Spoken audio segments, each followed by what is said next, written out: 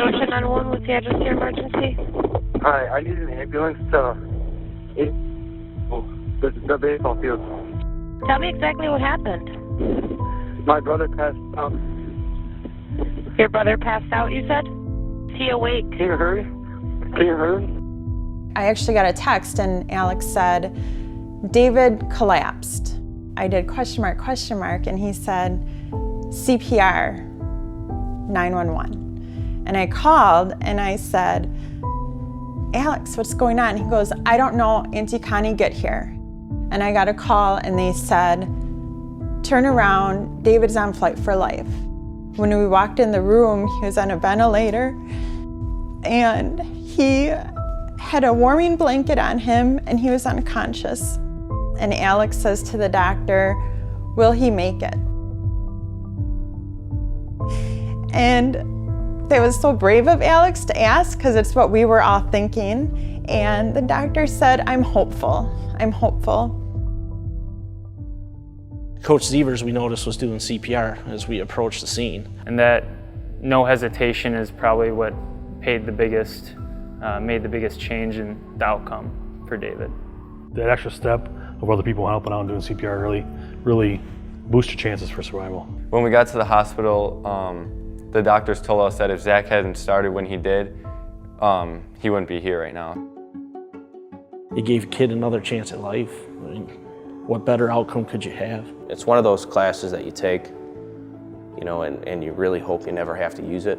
If Zach didn't know CPR that day, our story would be different. I just remember sitting in the waiting room and my aunt was like, we got to do something about this. Like, it could happen to any kid and we have to make more people aware of CPR. And David's number is 17, so we started Dib 17 CPR Challenge. And we said, let's get 1,700 people to know CPR within 1 year of David going into cardiac arrest and Zach saving his life. I think the next day she started reaching out to everybody and she was like, we got to get this going. Like, we can't let anything else happen to anybody else. So American Heart partnered with us right away. We said 1,700, they didn't blink an eye. They helped us, they supported us.